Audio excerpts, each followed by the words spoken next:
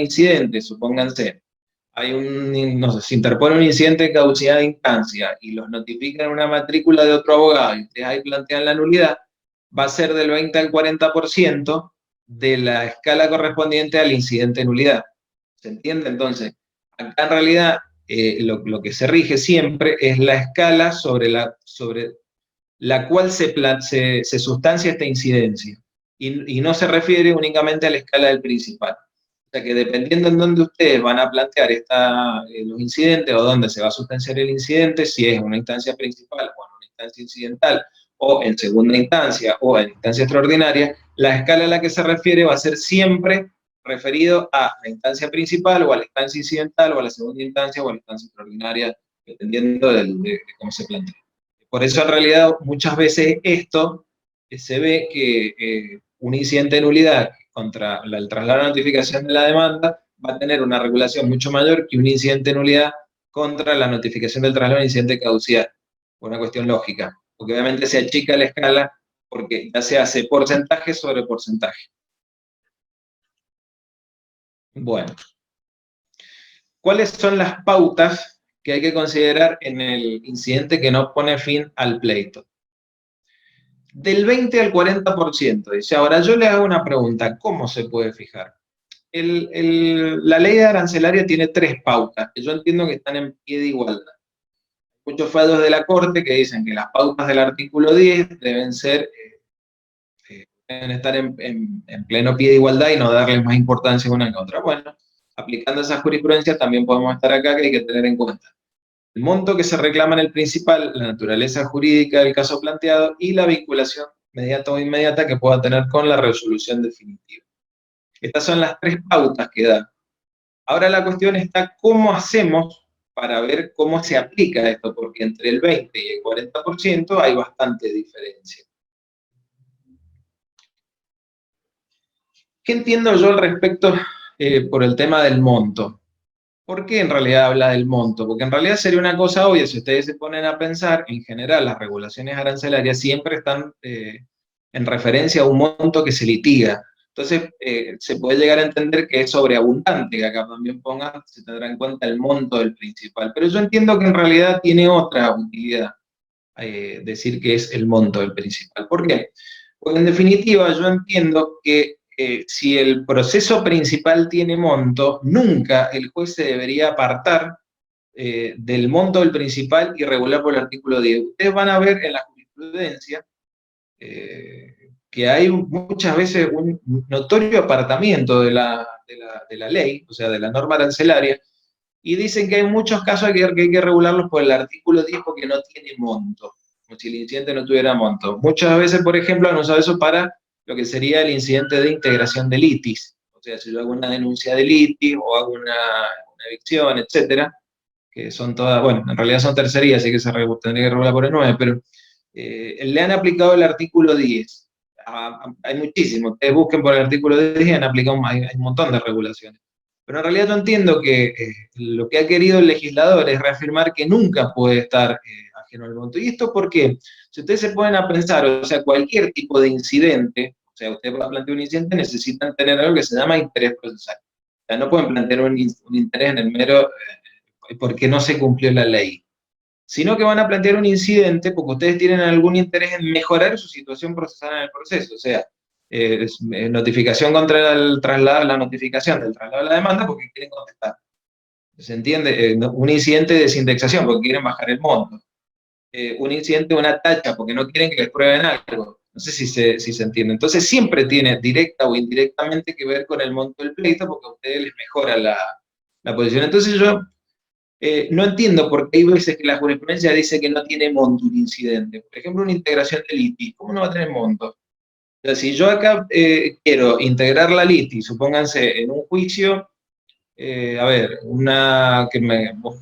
que venga por el cobro de una obligación solidaria. Y como ustedes saben, con la obligación solidaria el acreedor puede optar por cobrarle a cada uno su parte o todo a un solo deudor. Pero ese deudor, o sea, puede hacer la denuncia de litis respecto de los otros deudores solidarios, y esos deudores solidarios podrían comparecer al proceso. Entonces, ¿cómo va a decir que no tiene montos de integración de litis? Si en definitiva yo voy a terminar pagando menos en este juicio, porque si bien el acreedor me puede cobrar a mí todo, pero yo le puedo repetir a los demás, sea en este juicio o en los demás. Entonces, obviamente que tiene que ver con el monto. O sea, yo entiendo ahí que hay un grave apartamiento y claro apartamiento, y nosotros como abogados deberíamos hacerlo valer siempre, que nunca que exista un objeto pecuniario en el principal, el incidente no tenga monto. Otra cuestión que también se dice mucho es, por ejemplo, la medida no innovar, que no tiene monto, como si en realidad mantener el statu quo fáctico de mientras se sustancia la pretensión no tuviera monto. O sea, supongamos que estamos, no sé, discutiendo el tema de una reivindicación en un lugar donde hay una mina de oro. Seguramente no tiene monto. O sea, bueno, por eso les digo que hay cosas que son bastante obvias y por ahí, no sé, es así. Un solo caso hace poco conocido que usaron el artículo 10 para subir honorarios de 750 a 1.500 pesos, tampoco fueron tan dadevosos. Pero si no, en general se usa el artículo 10 para perjudicar los honorarios y no para aumentarlos. Esto es así, esa es la excepción que confirma la regla. Si buscan 5 fallos, 5, mire, desde el 68 hasta hoy, que encontraron que por el artículo 10 se subieron honorarios, les pago un asado. Bueno, respecto del monto, del 10 al 40%, ¿qué digo yo? ¿O cuál sería una de las pautas objetivas a utilizar para poder usar este del 10 al 40% y fijarlo? Y que no quede sujeto únicamente a la discrecionalidad judicial. Y mire, utilicemos las pautas del artículo 2. Esto se llamaba dogmática jurídica. Por lo menos cuando yo estudié penal, que estudié sin el funcionalismo, se usaba la teoría de la dogmática. O sea, Soler, Núñez, Zaffaroni, Basigalupo, etcétera, en ese momento usaban la dogmática jurídica. Bueno, utilicemos las pautas que tiene el artículo 2, porque hay también diferencia. Diferencia del 12%, el 16% y el 20%. Entonces, entiendo yo que del 20 al 40% puede tener la misma proporción que tiene el artículo 2. Si en realidad vamos a utilizar la escala del 20, esto es porque el JUS es el más bajo de todos, que es hasta 25, hasta 20 JUS, dice la ley, pero en realidad, por la interpretación de la última parte del 2, debería ser hasta 25 JUS, se puede aplicar el 40%. En el caso de que el JUS llegue al 16%, al 30%, y en el caso de que sea 12%, porque el JUS sea mayor al 66%, 50 dice la ley, pero volvemos a lo mismo, por la última parte del artículo 2 hay que entender que siempre se aplica la escala anterior en caso de que los honorarios sean inferiores, entonces debería ser el 20%. Esto es una forma, o sea, objetiva, sin que quede a la apreciación judicial, sino directamente una cuestión dogmática. O sea, la misma ley hace diferencia según la cantidad de JUS, bueno, nosotros podemos aplicar el mismo tipo de escala, del 20, el 30, el 40. En los rangos entre medio, bueno, ahí podrá hacer la jurisprudencia la que medie, dónde los va a poner, sea el 21, el 22, el 25, el 35, etcétera. Pero por lo menos tener una pauta objetiva para que no quede todo siempre a discrecionalidad judicial. ¿Qué otra pauta tiene este artículo? Dice, la naturaleza jurídica. Y en realidad, si ustedes se ponen a pensar a qué se refiere con la naturaleza jurídica, para mí es a la importancia del incidente. Hace un ratito medio que lo hablamos, o sea, por ejemplo, acá pongo dos ejemplos, el incidente de rescisión de rebeldía o el de unificación de personería. ¿Tienen la misma importancia práctica? Y por supuesto que no. Si yo tengo a mi cliente que ha sido declarado rebelde y yo consigo rescindir la rebeldía, sea por incidente de nulidad o sea por el incidente de rescisión, obviamente tiene una importancia superlativa porque le vuelvo a restablecer plenamente el derecho de defensa en juicio. En cambio, en la unificación de personería, bueno, que tampoco que sea tampoco, porque ahora, por ejemplo, en el caso de los créditos de Volkswagen y compañía, la unificación de personería está dada por una abogada, desconozco el nombre, no la conozco tampoco la doctora, ahí puede que tenga problemas, pero si son tres herederos que tienen tres abogados, y bueno, el juez va a decir, bueno, mire, vamos, unifíquese personería, no se ponen de acuerdo, lo sorteará el juez y se acabó. O sea, obviamente, la importancia en el proceso, a esto se refiere la naturaleza jurídica, la cuestión que se plantea. O un incidente de inconstitucionalidad, o un incidente de desindexación, o un incidente, etcétera. Ustedes, en este sentido, van a ver que hay incidencias que son más importantes y otras que son menos importantes. Y el último punto que tiene es la vinculación con la resolución definitiva. Y yo entiendo que existen tres tipos de incidencia. Una donde la vinculación es directa e inmediata con la finalización de la causa, en este caso, por ejemplo, la causa de instancia, la rescisión, las excepciones perentorias, etcétera, donde si ustedes ganan el incidente de causa, se acabó el juicio. O sea que ahí hay una vinculación directa e inmediata. Si ustedes logran la rescisión de la rebeldía en forma posterior a que se haya dictado sentencia, vuelve todo para atrás, entonces obviamente esa sentencia ya no vale, no sé si se entiende. La excepción en perentoria, cosa juzgada, bueno, ya no hay incompetencia, en su momento también era porque ponía fin al pleito. La litispendencia por identidad, la falta de jurisdicción, la falta de capacidad procesal, o sea, son todas excepciones perentorias que tienen relación directa e inmediata con la terminación del juicio, porque de ganarse se acabó el juicio. Después existen también otras que son indirectas, pero inmediatas. Por ejemplo, la nulidad de una prueba. Porque si ustedes consiguen, por ejemplo, un peritaje, que consiguen la nulidad del peritaje por algún acto procesal y esa prueba ya no puede ser validada en la sentencia, si bien directamente no resuelve el fondo del asunto, pero tiene una importancia inmediata porque excluyen alguna prueba importante para resolver la causa. Y por otro lado existen los que tienen vinculación inmediata, que es el beneficio de litigar sin gasto, o sea, respecto de la resolución definitiva e inmediata de la causa no tiene gran importancia. Lo que hace es que ustedes puedan litigar sin pagar las gabelas. Estos son las tres pautas: el monto, la naturaleza del incidente y la vinculación con la resolución definitiva. Todas estas cuestiones hay que tenerlas en cuenta para ver si se regula de entre el 20 al 40%. Acá hubo una diferencia, por ahí acá hoy día se nota un poquito menos, pero en la vieja ley, en la 3641, la escala era del 10 al 40%, tenía mayor amplitud. Entonces, por ahí no había tanta diferencia entre el mínimo y el máximo posible que tiene la escala. Eh, eh, Hoy día, pero en su momento no era lo mismo que una ley regulada del 10% por una rescisión de la rebeldía al 40%, porque por ahí había mucha diferencia en materia de lo que era el emolumento que cobraba el abogado. Bueno, ¿qué pasa con los incidentes que ponen fin al pleito? Sobre esto en realidad hay una única escala aplicable, que es la del 50%. Se aplica el 50%. ¿De qué escala? Y si ponen fin al pleito, se va a aplicar el 50% de la escala del artículo 2 o de la escala del artículo 10. Para eso primero, si es la escala del artículo 2, como dijimos, hay que fijar cuáles son los JUS, y a partir de los JUS va a ser si va a ser el 50% del 20%, el 50% del 16% o el 50% del 12%. Eso va a depender según la cantidad de JUS. Ahora, esto también se aplica analógicamente, supongamos, al incidente de caducidad contra el incidente de caducidad. Supongamos, hay un incidente de caducidad de instancia, se sustanció y quedó ahí y nunca se resuelve. Pasan los 6 meses, ustedes plantean el incidente de caducidad de instancia, del incidente de caducidad de instancia, y les van a aplicar el 50% sobre la escala aplicable al incidente. O sea, el 50% sobre el 20 al 40% de la escala principal. También se aplica de esta manera. No pone fin al pleito, pero pone fin a esa incidencia. Entonces se les va a aplicar este porcentaje. Así lo ha dicho la jurisprudencia, tienen fallos de rolete, pueden buscarlo, no hay problema.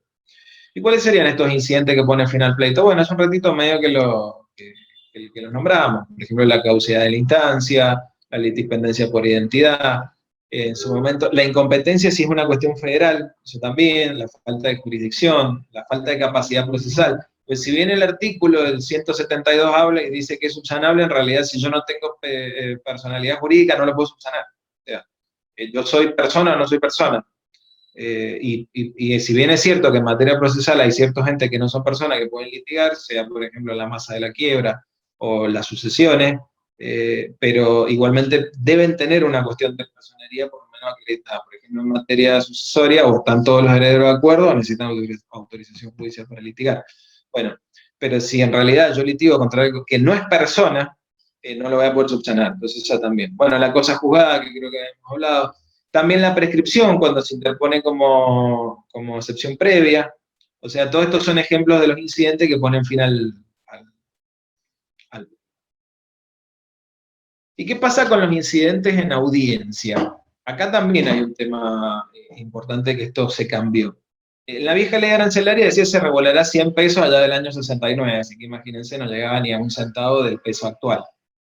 Pero en realidad el incidente de audiencia siempre regula por la regla general que es del 20 al 40%. Por eso es que la norma dice, se regulará como mínimo del 20 al 40% de la escala. Lo que pasa es que acá se modifica, tiene un nuevo piso mínimo, que es que nunca va a ser inferior a un tercio de jus. ¿Y esto por qué en realidad ha hecho esta diferencia? Porque en realidad acá en los incidentes de audiencia es donde se ve la destreza del abogado. Esto es lo que ha querido el legislador. Porque en realidad generalmente ustedes para plantear un incidente, que generalmente es el de nulidad o el de caducidad, etcétera, bueno, o el recurso de reposición planteando la nulidad por dentro, ustedes tienen un plazo de 5 días desde la notificación del acto, sea por cédula o sea en forma ficta. Pero en realidad en el incidente que se plantea en la audiencia, ustedes tienen que estar atentos y lo tienen que plantear ahí. Generalmente no tienen libros, no pueden consultar jurisprudencia, no tienen ni idea. Entonces ahí se ve la destreza del abogado y el conocimiento previo que tiene. Entonces por eso es que el legislador le ha puesto siempre un piso mínimo de un tercio de jus.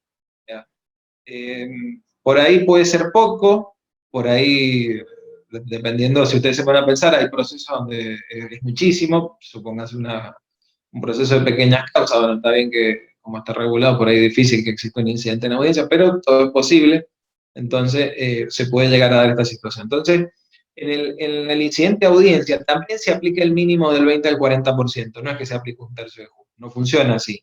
Siempre rige la regla general que es del 20 al 40%. Ahora, si esto, 20 al 40% es inferior a un tercio de jus, se aplica un tercio de jus. Si el 20% es inferior a un tercio de jus, se aplica un tercio de jus.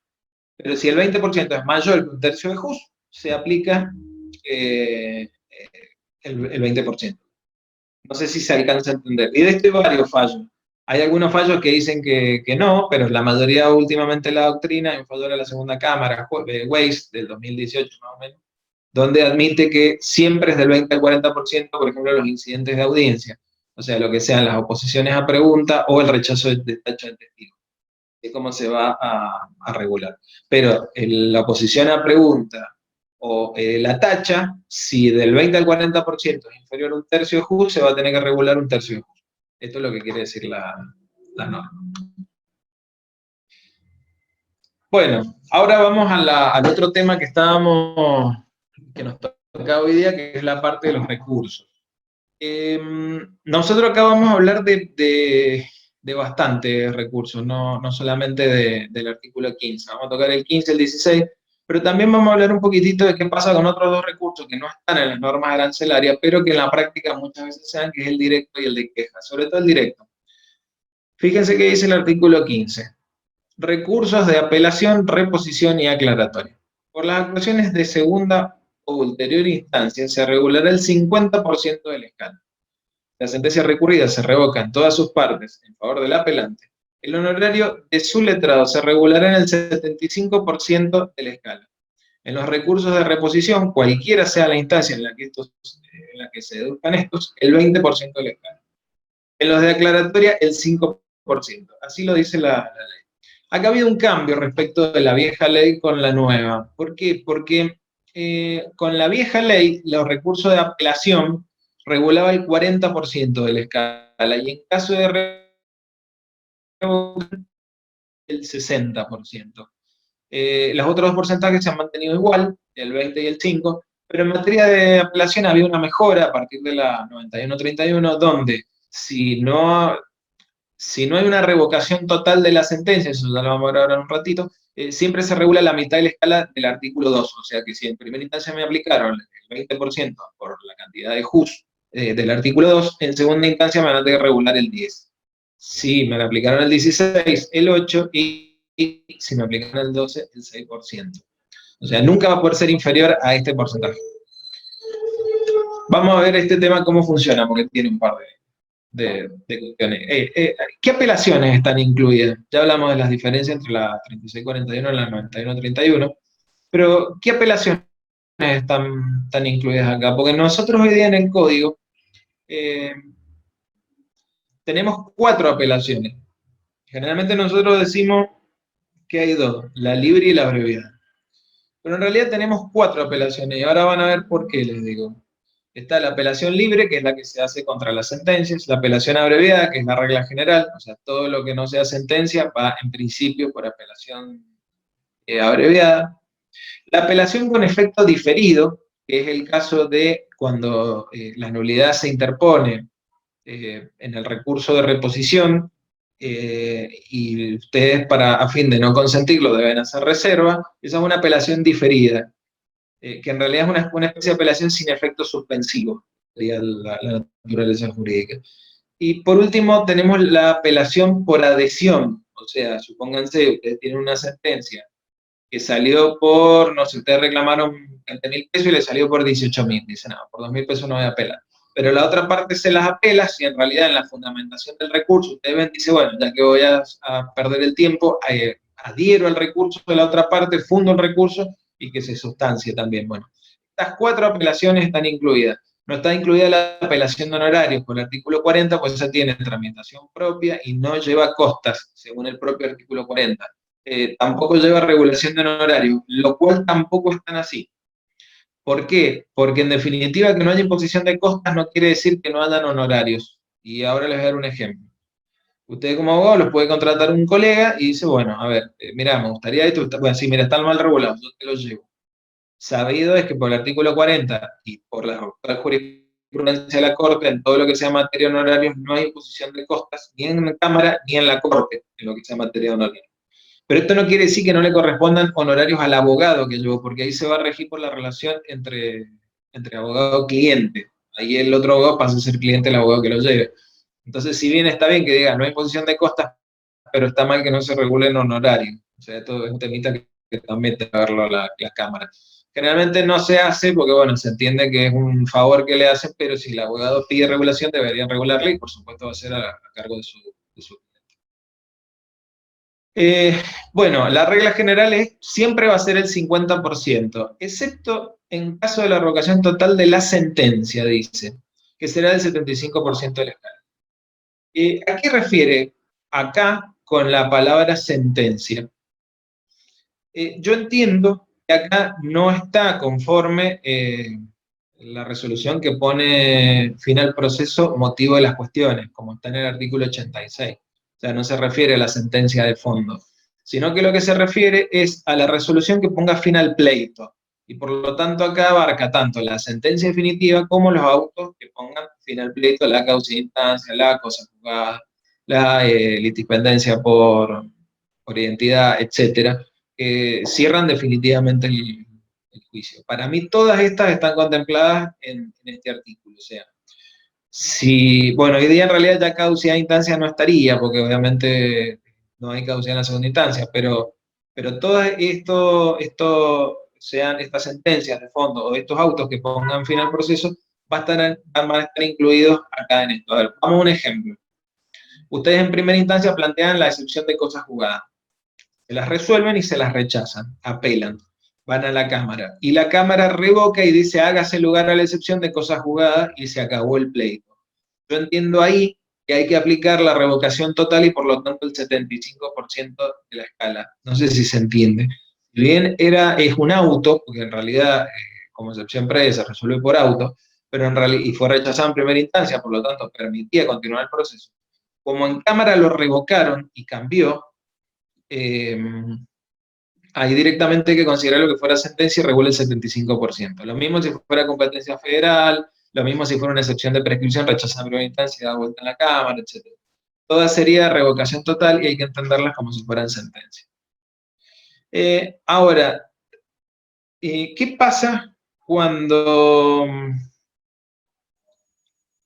¿a qué se refiere cuando hay revocación total? En todas sus partes, dice. Y acá viene el problema de los rubros dependientes de presión judicial.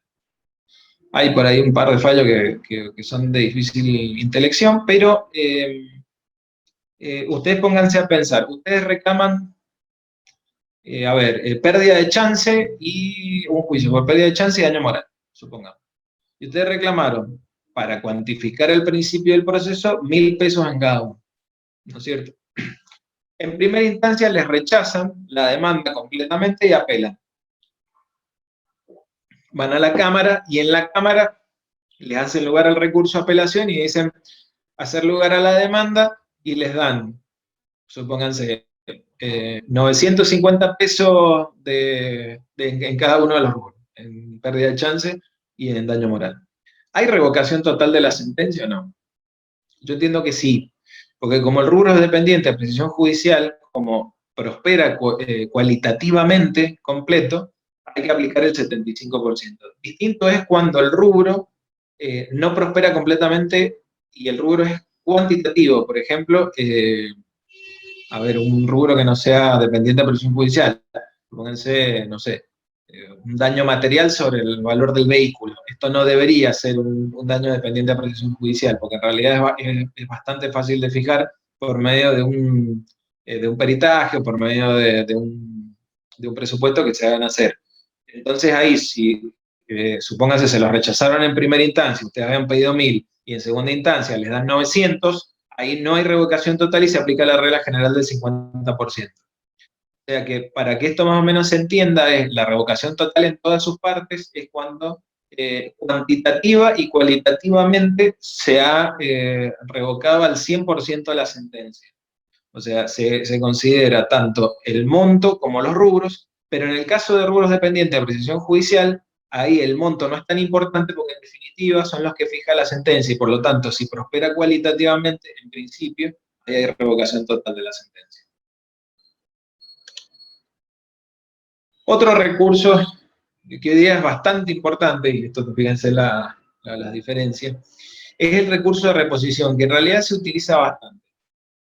Dice, en los recursos de reposición, cualquiera sea la instancia en que se deduzcan estos, el 20% de la escala. Tiene verbo, acá la frase, si ustedes se ponen a pensar.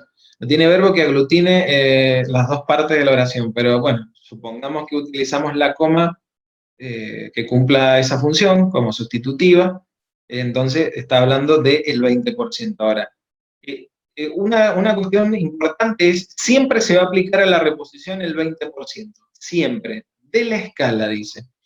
Acá no hay diferencia, no es que la reposición, dependiendo dónde, como en la apelación, que va a ser el 50 o el 75, según el caso, o el incidente que va a ser del 20 al 40, según el caso, acá la reposición siempre se va a aplicar el 20%. Ahora, dice 20% de la escala. ¿A qué escala hace referencia? En realidad siempre depende de la escala aplicable a la instancia donde se desarrolla la reposición. ¿A qué se refiere esto? No es que se aplique el 20% siempre de la escala principal, porque si ustedes están en un incidente, plantean una reposición, les van a aplicar el 20% de la escala aplicable al incidente. ¿Se entiende? Si están en segunda instancia y plantean una reposición, te van a aplicar el 20% de la escala aplicable en la instancia, en la segunda instancia. Así es como funciona este porcentaje. Siempre se refiere a la escala donde se sustancia este incidente, donde se desarrolla la reposición. Acá hoy día en la práctica esto, medio que no se ha tenido en cuenta, pero ustedes saben que hoy día cuando uno plantea nulidad contra resoluciones judiciales, o sea, contra proveídos o autos, hay que hacerlo a través del recurso a reposición, que lo dice el 131 hoy día. Ahora, desde este punto de vista, fíjense la diferencia que puede haber si yo planteo una nulidad por medio de la reposición contra una resolución judicial o un incidente de nulidad contra, por ejemplo, un acto que no sea una resolución, que sea una audiencia o una notificación de mal hecha. En una me van a aplicar del 20 al 40%, en cambio acá fijo el 20%. Esto creo que es un tema que alguna vez espero que se pueda salvar y que las nulidades, por el motivo que fueran, siempre tengan la misma escala. Si ustedes se ponen a pensar, hoy día la reposición tiene el mínimo de la incidencia. Esto sería un temita bueno que con alguna reforma legislativa se ponga que el incidente, la nulidad regulará siempre como incidente, así se deduzca por reposición. Basta que pongan esto para aclarar que ahí entonces se le da margen al juez para que sea del 20 al 40% dependiendo. Y esto tiene importancia, ¿por qué? Porque si yo planteo una reposición, supónganse contra un acto que tiene por incorporado una prueba informativa o pericial, cuando ya ha caecido el plazo de caducidad, y me van a regular el 20%. En cambio, si fuera por un incidente, me darían del 20 al 40%. Acá siempre estaríamos con el mínimo y hay veces donde por ahí esa prueba es fundamental para favorecer la posición de la parte que consigue la nulidad, y bueno, eso no se considera. Sí, pues se le va a hacer muy tarde. La aclaratoria, fíjense el nombre que le pongo, la norma jurídica. Yo les hago una pregunta, ¿ustedes conocen algún caso donde se haya regulado por una aclaratoria? Piénsenlo. Y aclaratorias creo que se interponen, o se han interpuesto montones. Creo que es uno de los recursos más comunes, o es el que más se utiliza. Tanto es así que muchas veces uno dice, y si lo hago por aclaratoria, así no me hago la apelación y pierdo tiempo, fíjense la importancia que tiene. Bueno, yo conozco dos casos donde la aclaratoria regulada. Hay uno en la tercera cámara, en la época creo que estaba Garrigós, así que imagínense los años, allá por la década del 90. Y hay otro que me pasaron hace poco de un juzgado de primera instancia, donde hizo lugar la aclaratoria, reguló el 5%, pero se puso a las costas del juez. Eso está mal. Ahora vamos a explicar por qué. Pero en realidad es muy importante porque ¿cómo funciona el tema de la aclaratoria? La aclaratoria en realidad no le llaman como recursos, algunos dicen aclaratoria de sentencia, que no es un recurso, en realidad ahí, a ver, está dentro de las impugnaciones, sí, pero ¿para qué sirve la aclaratoria? En las instancias procesales sería un reacertamiento y sirve para integrar o suplir una omisión que ha tenido una resolución. Y lo que hace el autoaclaratorio es integra la resolución aclarada, sea por sí o por no.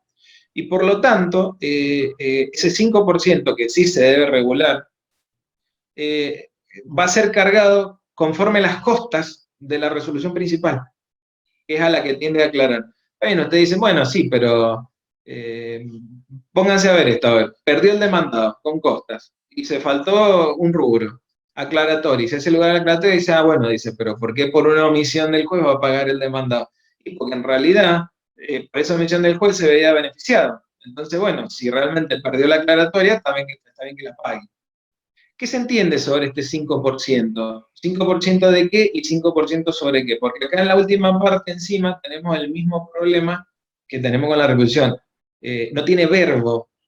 5% de la escala aplicable a la resolución cuya aclaratoria se pide. Esto es lo que quiere decir. O sea, que si es un auto que resuelve un incidente, va a ser el 5% de la escala del incidente. Si es un auto que resuelve una aclaratoria interpuesta contra una sentencia, va a ser el 5% de la escala que se le aplique a esa sentencia, que dependerá según el tipo de sentencia que sea.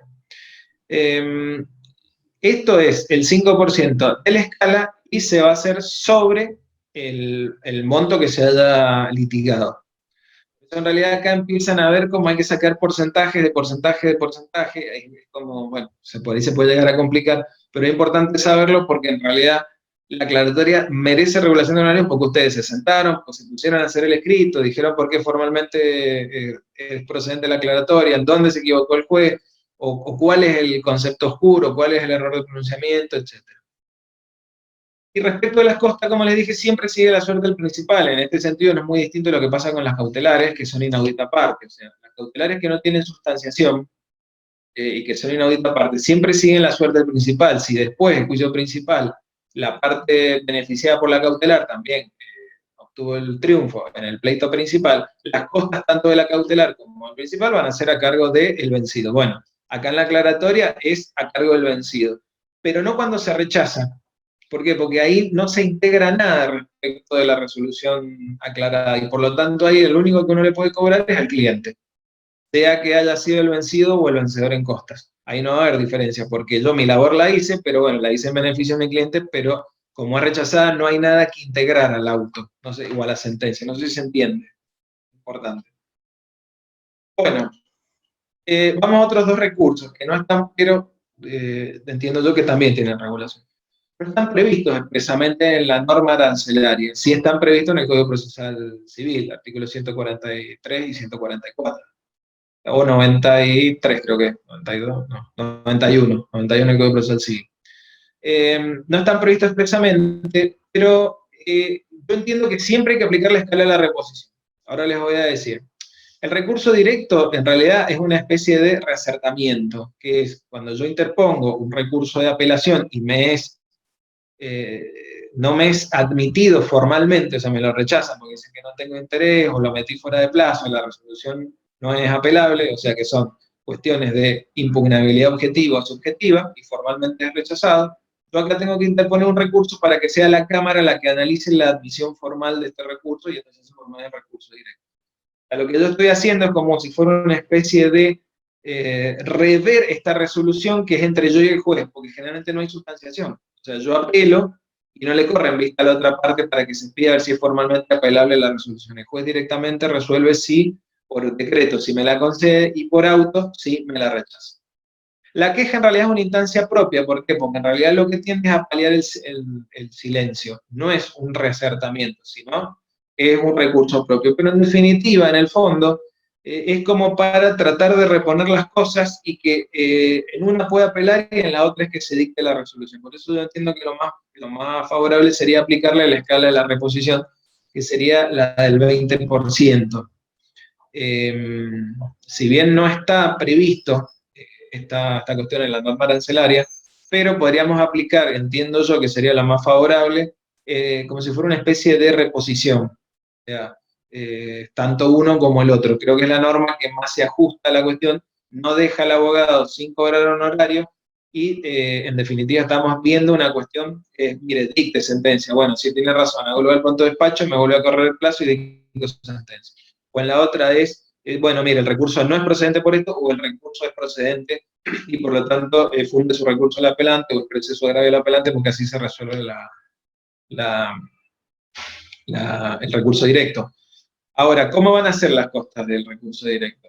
Si es desestimado, siempre que sea desestimado lo va a tener que pagar el cliente del abogado que interpuso el recurso directo y en definitiva, sea que se admitió el directo y después se resuelve en el fondo y se rechaza, ahí hay imposición de coste. O sea, eso siempre lo va a cobrar. Pero si el recurso directo es admitido y después la apelación también es admitida, el vencido en costa va a tener que pagar los dos. O sea, en caso de admisión del directo y de admisión de la apelación, el vencido va a tener que pagar los dos. Porque yo entiendo que las costas que se imponen por la apelación también incluyen la admisión formal del recurso. ¿Se entiende este punto? En cambio, cuando el recurso directo es rechazado o la apelación es rechazada, que no necesariamente puede ser admitido el directo y después rechazada la apelación en el fondo, casi seguro, o también por una cuestión formal, puede que la Cámara primero haya dicho, porque no tiene sustanciación el directo, haya dicho, sí, mire, concédase el recurso y la otra parte dice, no, mire, no es apelable por este motivo, y cuando resuelve la Cámara dice, tiene razón, nos equivocamos, no había que admitirlo, hay que desestimarlo formalmente, bueno, ahí va a tener que pagar las costas este cliente. No sé si se entiende este punto. No cualquier cosa después en las preguntas lo aclaro un poquitito más. Bueno, recurso extraordinario provincial y federal, que es otro de los recursos. ¿Qué dice el artículo 16? Dice, en la interposición de recursos ante la Suprema Corte de Justicia de la provincia, la regulación no será inferior a 2 jus. En la tramitación de estos recursos, cuando correspondan a tribunales provinciales, regirá el artículo anterior, no pudiendo ser la regulación en ningún caso inferior al mínimo establecido por este artículo. ¿Qué es esto? A ver si esto más o menos se entiende. Yo de arriba le he puesto REP y REF. Recurso extraordinario provincial y recurso extraordinario federal. En la práctica se los denomina así comúnmente, REP o REF. ¿Qué escala se aplica? Dice, regirá el artículo anterior. O sea, se aplica la escala de la apelación. Porque el artículo anterior tiene apelación, reposición y aclaratoria. Entonces, si yo aplico la escala del artículo anterior, la lógica me dice que tenga que aplicar la escala de la apelación. ¿Y esto qué quiere decir? Que voy a aplicar el 50% o el 75% según el caso. 50% es la regla general. En cambio, si hay revocación total por parte de la Suprema Corte, le voy a tener que aplicar el 75%. Y esto en realidad me va a traer otra cuestión. Supónganse, en primera instancia, lo perdí. En segunda instancia también lo perdí. Y me voy a la Corte y la Corte revoca totalmente, o sea, cuantitativa y cualitativamente la resolución. Ahí me van a regular el 75% en la Corte, con el mínimo de 2 jus, el 75% también en la Cámara de Apelaciones, porque cuando la Corte hace lugar, lo que hace es ponerse en lugar de la Cámara de Apelaciones, y la escala del artículo 2 que corresponda como ganador en la primera instancia. O sea que ahí es un montonazo. Tienen 75 y 75, tienen un pleito y medio, más el 20% de la escala. O sea, ahí se hace si les pasa eso, tienen muchísimo en honorarios para cobrar. Distinto, no sé si se alcanza a ver esto, que es lo que les acabo de decir. O sea, este 75% se aplica en la Corte, pero también se va a aplicar por la regulación correspondiente a la alzada. Y por lo tanto va a modificar la de primera instancia, pues ustedes perdieron en primera instancia, les aplican el artículo 3. En cambio, si ganan en la Corte, modifican la alzada y ganaron en primera instancia. Entonces les van a aplicar el artículo 2. ¿Se entiende esto? Esto por eso es importante. O sea, no solamente tienen el 75% en la Corte, sino en la Cámara y la escala como ganador en primera instancia. Ahora, en el caso de que sea el recurso extraordinario federal, siempre hay que aplicar el 50%, sea que se lo conceda o se lo rechace. ¿Por qué esto? Porque en realidad nunca hay revocación total, porque el tribunal de acá es el tribunal de admisión formal del recurso. Ustedes saben que por la ley 48, o sea, el artículo 14, 15 y 16 de la ley 48 que tramitan el recurso extraordinario federal, dice que hay que sustanciarlo acá y que el recurso, el tribunal de admisión formal siempre es la máxima autoridad local. Entonces, ahí se sustancia con un traslado a la otra parte por 10 días y va a resolver la Corte si hay admisión, concesión o rechazo formal. Sea que se lo conceda para que vaya a la Corte Federal o sea que se lo rechace, siempre va a regular el 50% porque nunca hay revocación de la sentencia en todas sus partes y concesión. Entonces hay que aplicar la regla general que es la del 50%. Y en caso de que la Corte Suprema de Justicia de la Nación revoque la sentencia o confirme, muchas veces la Corte Suprema dice admitir formalmente el recurso extraordinario, confirmar la sentencia por los fundamentos invocados, o sea, mantiene la parte dispositiva, pero por ahí da otro fundamento. Ahí esto ya no se va a regir por la ley local, sino que se va a regir por la 27423, que es la ley nacional de regulación, porque ahí ya estamos en el Tribunal Federal.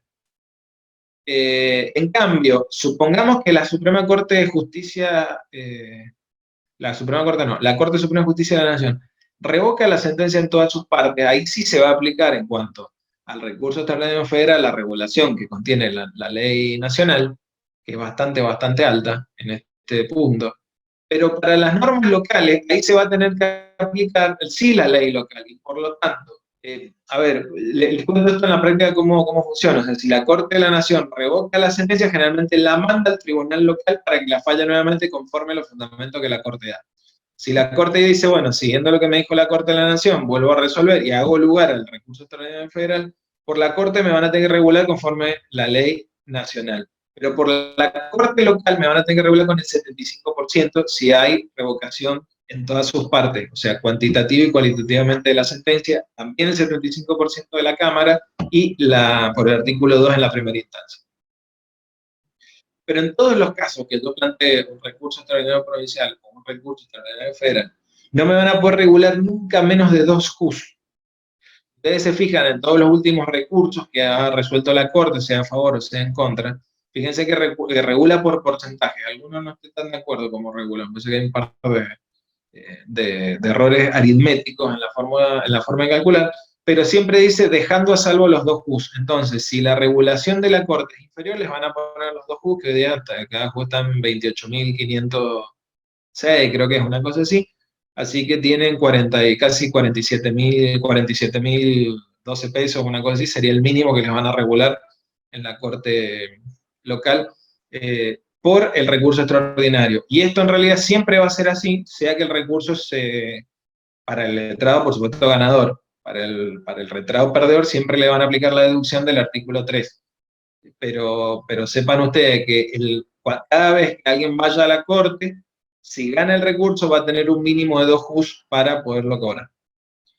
Bueno, con esto hemos terminado la jornada respecto de lo que serían los honorarios, que creo que es una ley que ha traído sus cuestiones. Y bueno, quedamos abiertos ahora para las preguntas que quieran hacer.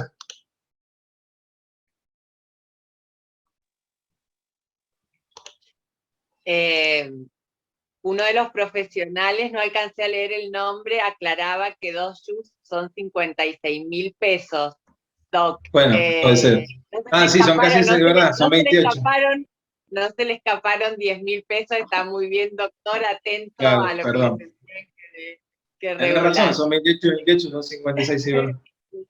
Claro, 28 y 28 se da 56.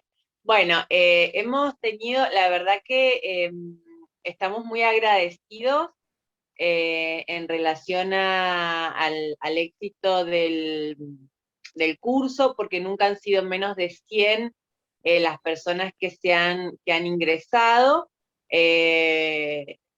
Rápido con los números nos dice el colega.